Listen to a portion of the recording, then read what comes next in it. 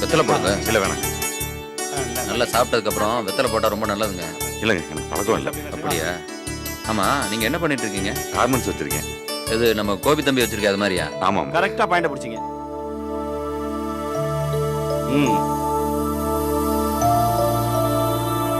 அண்ணே, போஸ் கார்மெண்ட்ஸ் அதிபரான கதை உங்களுக்கு தெரியுமா? போஸ் முதல்ல நம்ம கோபி கிட்ட தான் வேலை செஞ்சுட்டாப்ல. அப்படியா? ஆமா. ஓஹோ. வேலை பார்க்குற மாதிரியே பார்த்துட்டு இருந்தாலும் கூடவே போஸ் மனசுல தானும் ஒரு கார்மெண்ட்ஸ் ஓனர் ஆகணுங்கிற எண்ணம், விடாமுயற்சி, தன்னம்பிக்கை இதெல்லாம் நிறைய இருந்தது இல்ல போஸ்? போஸுக்கு கூர்மையான அறிவு, எல்லாத்தையும் நல்லா நோட் பண்ணிட்டு சமயம் பார்த்து தனி கார்மெண்ட்ஸ் ஆரம்பிச்சாப்ல. என்ன ஒரு பழமொழி சொல்லுவாங்களே, தீட்டின மரத்திலே பதம் பார்க்கறதுன்னு, அதுக்கு இலக்கணமே போஸ் தான்.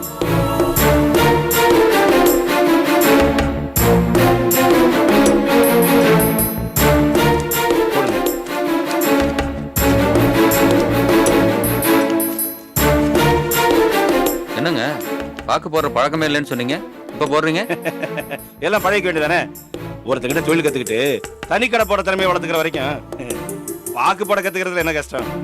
மாமா, போஸ் அங்கிள் கிஃப்டா வாங்கி கொடுத்த இந்த விளக்க ஈஸ்வரி அத்தை உங்கள்ட்ட காட்டிட்டு வர சொன்னாங்க. சரி, நீ போ. பரவாயில்லையா, வெள்ளி விளக்கு நல்லாதான் இருக்கு. ஆமாயா, காஸ்ட்லி தான் வாங்கியிருக்கான். டேய், காசு இருக்கு வாங்கி கொடுக்குறான், உனக்கு ஏன்டா சங்கடம்? ஏய், எல்லாம் நம்ம கிட்ட இருந்து போன காசு தானே. இங்க இருந்து போறது வேற வழியில திரும்பி வருது.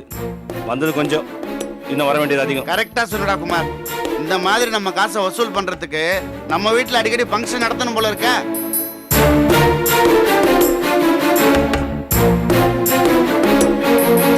பாவம் சார் போஸ், இவங்க பேசின பேச்சுல அவன் முகமே மாறி போச்சு. நீ சொன்னது கரெக்ட் தான். ஆனா நம்ம வீட்ல இருந்து போஸ் கிட்ட போன பணத்தை கம்பேர் பண்ணா, நம்ம வருஷம் பூரா ஃபங்க்ஷன் வச்சுக்கிட்டே இருந்து போஸ் முயற்சிட்டே இருந்தா தான் கரெக்டா வரும். அப்பவும் டேலி ஆகாது. போதும் தம்பி, நான் விளையாட்டுக்கு பேசுறீங்க பச்சா, நீங்க பாட்டு பேசிக்கிட்டே போறீங்க. என்ன பண்ண சொல்றீங்க மாமா? மனசுல இருக்கிறது தன்னால வெளியே வருது. தப்பு தம்பி, அவாண்டம் இல்லது. என்ன பாண்டம்? இந்த போஸ் பண்ண கோல்மால் உங்களுக்கு தெரியுமா? அப்படி என்ன பண்ணிட்டான்? இருங்கப்பா, இத பாருங்க. கோபியா பார்த்து ஒரு ஆர்டரை போஸ் கிட்ட அனுப்பி வச்சான். இவன் அதை கம்மி ரேட்டு கோட் பண்ணி பண்ணியும் கொடுத்துட்டான். இவன் கம்மியா பண்ணதுனால அவன் கோபி கிட்ட கொடுத்த ஆர்டரை கேன்சல் பண்ணி அதையும் இவங்க கிட்ட கொடுத்துட்டான். என்னடா போஸ்? இல்லை மாமா, அந்த மாதிரிலாம் எதுவும் இல்லை. இந்த பாருப்பா, அந்த செல்வகுமார் போன் பண்ண உடனே கோபி கிட்ட கொடுத்த ஆர்டர் கேன்சல் பண்ணானா இல்லையா? நீ அழகா பண்ணி கொடுத்த, காசை வாங்கி கலால போட்ட. குமார் இருங்கப்பா, இதத்தான் தீட்ட மரத்திலே பதம் பாக்குறதுன்னு சொன்னேன். இல்லைண்ணே, அந்த மாதிரிலாம் நான் எதுவும் பண்ணல. ஏய் போஸ், எதுக்கு தேவலாம் வாதம் பண்ணிட்டு இருக்க? பேசாம தப்பு ஒத்துக்க. சரி இருங்க, இதெல்லாம் பேசுறதுக்கு இதுதான் பொருத்தமான நேரமா இல்ல இடமா? 4 பேர் வந்திருக்கிற இடத்துல நீங்களா கூப்பிட்டு வந்திருக்கிற ஒரு ஆளை இப்படிதான் நடத்துவீங்களா? கொஞ்சம் கூட நாகரிகம் இல்லாம. அதான் நீங்க சொல்றீங்களாக்கும்.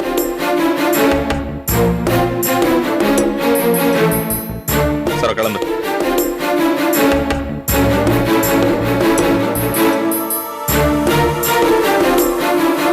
வாடா போஸ். சம்பந்தி பண்ணிக்கணும்.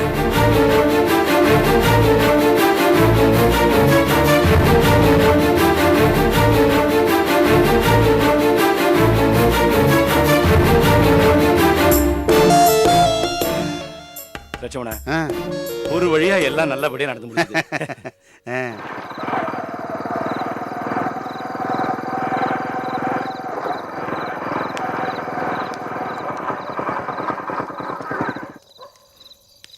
என்னாச்சுங்க?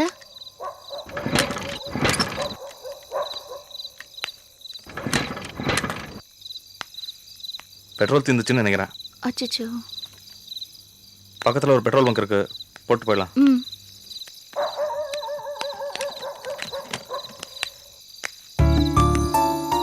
அறிவில்லாத பசங்க.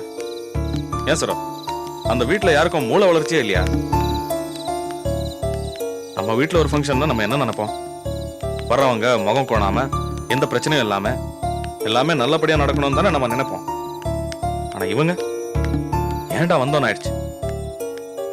பந்தில உட்கார வச்சு மூக்க இருக்கிற மாதிரி எல்லாம் நடந்துக்கிட்டாங்க. அவங்களோட குணமே அப்படிதாங்க. சரி, அவங்க குணம் அப்படி இருக்கட்டும். இந்த போஸ்க்கு என்னாச்சு? ஆனா ஒன்னும் வேஷ்டியை வரைஞ்சு கட்டுறவன் இன்னைக்கு மட்டும் மள்ளுமட்ட மாதிரி இருக்கான். எனக்கே அவங்கள ஓங்கி அறையலாம் போல இருந்துச்சு. ஆனா இவன் எல்லா பேச்சையும் கேட்டுட்டு மண்ணு பாம்பு மாதிரி ஒரு ரோசமே இல்லாம இருக்கான்.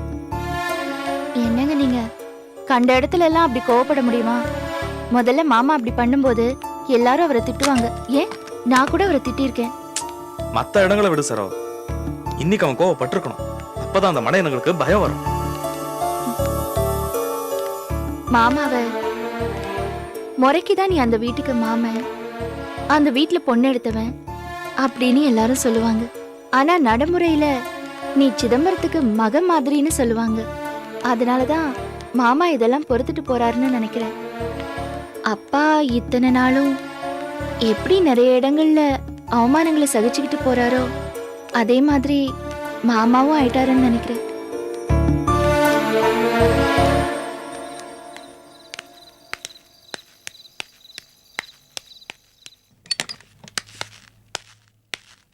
என்னென்ன ஃபங்க்ஷன்ல எப்படி நடந்தது? அதை ஏமா கேக்குற? அந்த வீடும் அதுல இருக்கிற ஆளுங்களும் விவஸ்தை கெட்ட பசங்க.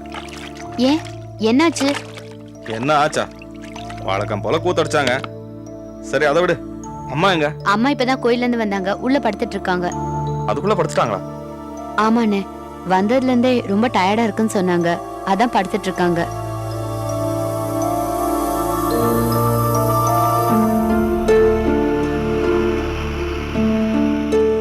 அம்மா அம்மா என்னம்மாச்சு? எங்களோட ஃபங்க்ஷனுக்கு வரேன்னு சொன்னீங்க, அப்புறம் உங்களை காணோம். பக்கத்துலலாம் உங்களை தேடி பார்த்தேன் தெரியுமா? என்னை எதுவும் கேட்காத மாணிக்கம். நானே ரொம்ப நொந்து போயிருக்கேன். எதையும் சொல்ற நிலைமையில இல்ல. என்னன்னே தெரியல அண்ணே, ரொம்ப டல்லா இருக்காங்க. பேசுறதும் இப்படிதான் பேசுறாங்க. உடம்பு வேற சரியில்லை போல இருக்கு. உடம்பு சரியில்லையா? என்னம்மாச்சு? என்னம்மா பிரச்சனை? நான் வேணா ஆட்டோ கூட்டிட்டு வரட்டுமா? டாக்டரை போய் பார்க்கலாம். வேண்டாண்ணே, செல்வனை டாக்டர் தான் கூப்பிட போயிருக்காங்க. அம்மா என்னம்மா பண்ணுது சொல்லுங்கம்மா. மாணிக்கம், உன்கிட்ட கடைசியா ஒரு உதவி கேக்குறையா. இதுக்கு மேல நான் உன்னை தொந்தரவு பண்ண மாட்டேன். சேவியா? என்னம்மா இது? என்னம்மா இப்படி எல்லாம் பேசுறீங்க? உங்களுக்கு என்ன வேணும் சொல்லுங்க. எனக்கு ஒரு 20,000 ரூபாய் பணம் வேணும்டா. அதுக்கு பிறகு உன் நிழல் கூட படாம நான் ஒதுங்கிக்கிறேயா. தயவு செஞ்சு குடுறா. ஏம்மா இப்படி எல்லாம் பேசுறீங்க? எதுக்கு உங்களுக்கு பணம்? வாங்க டாக்டர், உட்காருங்க. பரவாயில்ல, இருக்கட்டும். முள்ள முள்ள.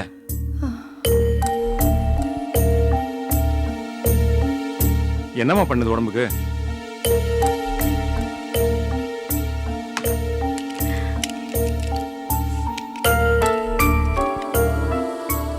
நல்லா பிரீத் பண்ணுங்க, நல்லா இழுத்து விடுங்க.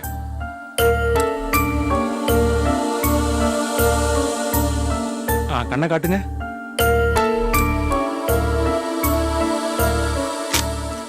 கையை நீட்டுங்க.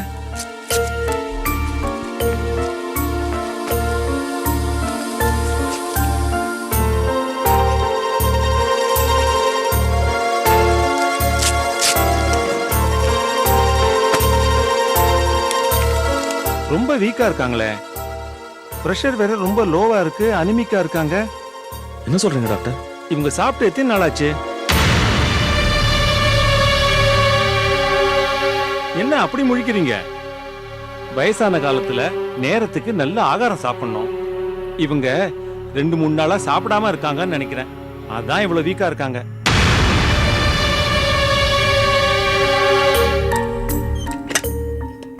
இவங்க சாப்பிடுறதுக்கு குளுக்கோஸ் ஏதாவது கொண்டு வந்து கொடுங்க. சரிங்க டாக்டர். ஊசி ஏதாவது? இல்ல, தேவையில்லை.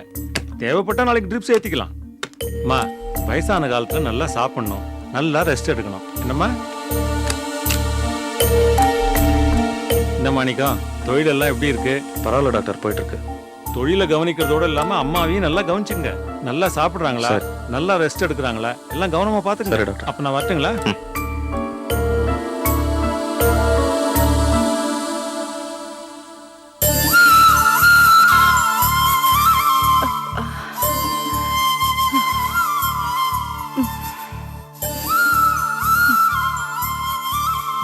அம்மா, உங்க மனசுல ஏதாவது பிரச்சனை இருந்தா தயவு செஞ்சு என்கிட்ட சொல்லுங்கம்மா.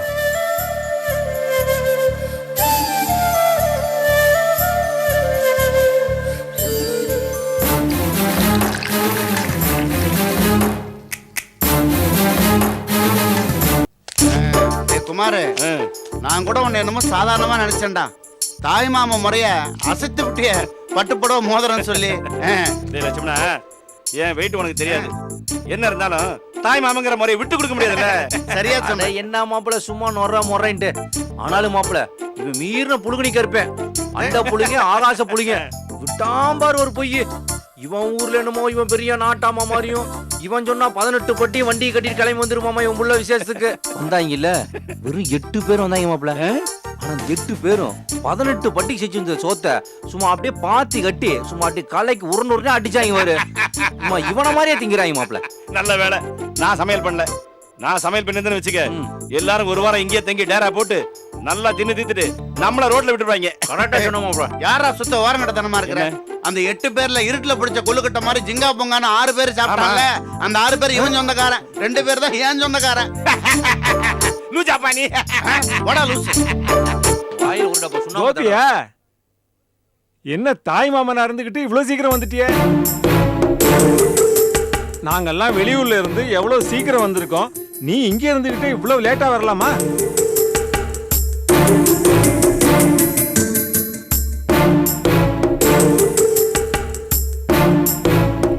டே கோபி, நீயும் உன் பொண்டாட்டியும் ஃபங்க்ஷன் அவாய்ட் பண்ணிட்டு வெளியில போய் சுத்திட்டு வரதுல எனக்கு ஒன்றும் வருத்தம் இல்லை, சந்தோஷம்தான். ஆனா போனதான் போனீங்க, விஜயோட சொந்தக்காரங்களையும் கூட கூட்டு போயிடக்கூடாது. அவனுங்க இங்க வந்து அசிங்கம் பண்ணிட்டு முறைச்சிட்டு போயிட்டானுங்க. சரியான ஒம்பு பிடிச்சவனுங்க. என்ன உளறீங்க? நான் ஒன்றும் உளரல. விசேஷத்துக்கு வந்து உபகாரம் பண்றதுன்னா விஜயோட சொந்தக்காரங்களுக்கு வழக்கமாகி போச்சு. ரவியோட அப்பா 60ஆம் கல்யாணத்தை தயாரா பண்ணானுங்க. ரவி அம்மா இறந்தப்போ 70 பஞ்சாயத்து. அலைவர் குளத்துல தீபாவளிக்கு ஒவ்வொரு முறை வச்சு பிரச்சனை பண்ணானுங்க. இங்க 7:30 கூட்டம் வந்துட்டானுங்க. இங்க பாருங்க மாமா, யாரு 7:30 கூட்டுறது, யாரு விவகாரம் பண்றதுல எனக்கு ரொம்ப தெளிவா தெரியும். இனிமே நீங்க அவங்கள பத்தி பேசாதீங்க. நான் அனுபவப்பட்டதால் தான் சொல்றேன். அந்த மாணிக்கம் என்னமோ பெரிய மனுஷன் மாதிரி கோச்சிக்கிட்டு மூஞ்சி தூக்கிட்டு போயிட்டான். அவனும் பெரிய மனுஷனா? இங்க பாருங்க மாமா, எனக்கு அவங்களையும் தெரியும் உங்களையும் தெரியும். இதுக்கு மேல அதை பத்தி பேசுனீங்க கோபி கொஞ்சம் பொறுமையா. என்னப்பா எவ்வளவுப்பா பொறுமையா போறது? என் பொறுமையை சோதிக்க உங்க வேலையை போய். கோபி, உன் பொண்டாட்டி சொந்தக்காரங்க செஞ்சதை நானும் பொறுத்துக்கிட்டு தான் இருக்கேன். போதும் மாமா, இதுக்கு மேல ஒரு வார்த்தை பேச. கோபி, தராதரம் தெரியாதவங்க கிட்ட எல்லாம் பேசாது. நானும் பார்த்துக்கிட்டு தான் இருக்கேன். ரொம்ப ஓவரா போயிட்டு இருக்கு. இதுக்கு ஒரு முடிவு கட்டணும். எது வந்தாலும் காலையில பேசிக்கலாம். போய் படுத்து.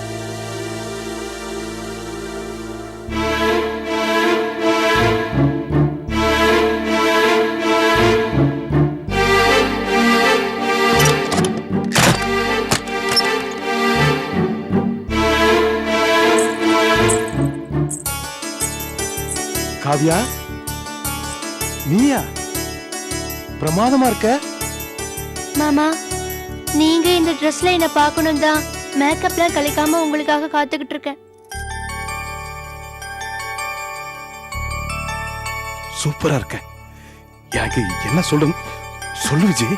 ஆமா, என் கண்ணே பற்றும் போல இருக்கு. அவ்வளவு அழகா இருக்கு.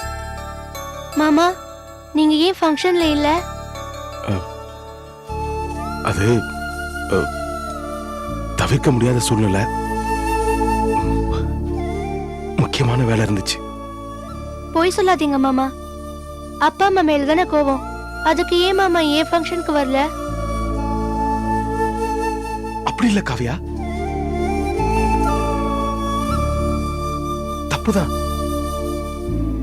நானும் ஒரு முட்டாள்தனம் பண்ணிட்டேன். பெரியவங்க மேல உள்ள வருத்தத்துல உன்னை பத்தி நினைச்சு பார்க்காம வெளியில போனது தப்புதான் காவியா. ஆனா இனி என்ன ஃபங்க்ஷன் வந்தாலும் அது தடபுடலா கூடவே இருந்து எல்லாத்தையும் நடத்திடுவான். மாமா, இந்த ஃபங்க்ஷன் தான் முடிஞ்சு போச்சே மாமா.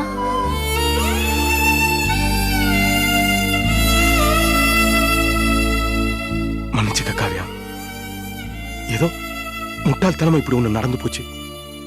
இந்த ஃபங்க்ஷன் போனா என்ன, அடுத்து உன் காலேஜ் ஃபங்க்ஷன் வரும், உன் பர்த்டே வரும். இவ்வளவு ஏன் உன் கல்யாணமே நடக்கும். இருந்து தடபுடலா ஜாம் ஜாம் நடத்திட மாட்டோம். போதும் மாமா பேசுனதெல்லாம். முதல்ல என்ன ஆசீர்வாதம் பண்ணுங்க. நான் எப்பவுமே எங்க அப்பா மாதிரி இருக்க மாட்டேன். நான் மாமா பக்கம்தான்.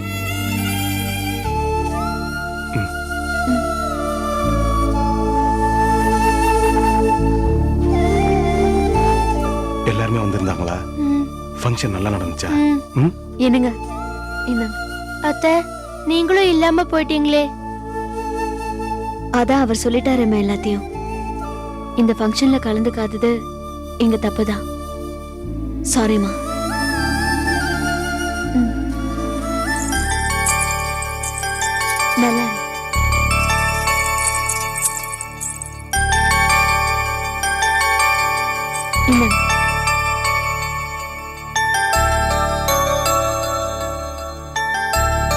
மாமா இனிமே எப்பவுமே ஓம் பக்கம்தான். என்ன சரி மாமா. விஜி, குடிக்க பால் எடுத்துட்டு வா. ம் சரிங்க.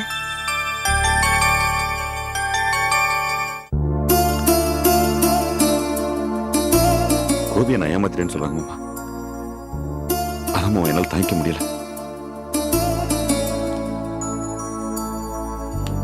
விடுறா விடுறா. உன்னை பத்தி தெரியாதவங்க தான் அப்படி பேசுவாங்க. அங்க போனது தப்புடா. அவ சொன்ன மாதிரி அந்த பக்கம் போயிருக்கூடாது. முக்கியமா நீ போயிருக்கூடாது.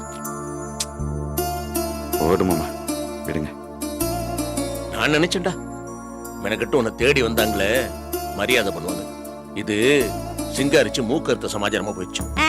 இப்ப சொல்லுங்க, இத்தனை நாள் நான் சொன்னப்பல என்ன கேன சிரிக்கேன்னு நினைச்சீங்க. இப்ப தெரியுதா நியாயம்? அனோ விடு. நான் எதுக்கு விடணும்? விட முடியாது. நான் போய் அவங்களை எப்படி என் புருஷன் இந்த மாதிரி பேசலாம் 4 வார்த்தை நறுக்குன்னு கேட்டா என் மனசு ஆறும். விடுதனோ, நமக்கு என்ன அவனை பத்தி தெரியாதா? நானே எல்லாத்தையும் கேட்டு பொறுமையா வந்துட்டேன். நீ என்னது பேசிட்டு இருக்க? நீங்க தானே இப்பெல்லாம் நீங்க உலகமாக பொறுமைசாலி ஆயிட்டீங்களே. அவங்க இப்படி பேசுறதுக்கு அவங்க சட்டையை பிடிச்சு 4 அரை அறிஞ்சிருந்தீங்கன்னா நீங்க பழைய போஸ் மாமா. இப்பதான் எங்க அப்பா காத்து உங்க பக்கம் வீசுது இல்ல, அதான் நீங்க பொறுமைசாலி ஆயிட்டீங்க. அதான் கண்ட கழுதிங்க எல்லாம் பயமில்லாம இலக்காரமா பேசுங்க. நானு அவனுக்கு ஒண்ணு ரோஷம் மழுங்கி போயிருந்தேன். முகதாட்சணத்துக்கா பேசாம இருந்திருக்கும். எனக்கு எந்த தாட்சணியமும் கிடையாதுப்பா. அவங்கள போய் மனசார 4 வார்த்தை கேட்டு வரணும். நீங்களே சொல்லுங்கப்பா, இவர் என்னப்பா தப்பு பண்ணாரு? என்ன கட்டிக்கிட்ட பாவத்துக்காக என்ன சார்ந்த என் தங்கச்சி புருஷங்க, அவங்க அண்ணா அண்ணி குழந்தைங்க கிட்ட இவர் பேசுவாங்கம்மா. இது என்னப்பா நியாயம்? என்னதுன்னு பேசிட்டு இருக்க? பொண்ணு சார்ந்தவங்க அது இதுன்னு. பொண்ணை சார்ந்தவங்க எனக்கு மாட்டேன் அண்ணியம்மா. பாத்தியா தானே, பிரிச்சே பார்க்க தெரியல. பத்தியா இந்த பொண்ணு யாருக்கு வரும்? ஒரு வார்த்தை பொறுக்க முடியாம மாணிக்க மாப்பிள்ள போயிட்டேன். ஆனா அவமானப்பட்டவன் இவன். வாய் பேசாம அங்கேயே கோபத்தை அடைக்க நின்ன. பாத்தியா எதுக்காக? அக்கா தங்கச்சி குடும்பமானதை காப்பாத்துறதுக்கா? போஸ், எனக்கு ஒரு பயம் வந்துருச்சுடா. என்னோட சுமை, நம்ம சார்ந்தவங்களோட சுமை எல்லாத்தையும் உன் தோல்ல இறக்கி வச்சுட்டு போயிருவேன்னு. மாமா என்னமா பேசுறீங்க? சும்மா அது இதுன்னு. இதெல்லாம் என்னோட கடமை மாமா. அப்படி அதுல ஏதாவது பிரச்சனை வந்து வச்சுங்களேன், உங்களை நினைச்சா எனக்கு போதும் மாமா. பிரச்சனை எல்லாம் பனி மாதிரி வெளியே போயிடும். வேணாம்டா வேணாம். உனக்கு எந்த பிரச்சனையும் வர வேணாம். அதுதான் ஆண்டி மட்டும் வேண்டிக்கிறேன். போஸ், உனக்கு இன்னும் ஒரே ஒரு கடமை பாக்கி இருக்குதா? என்ன மாமா?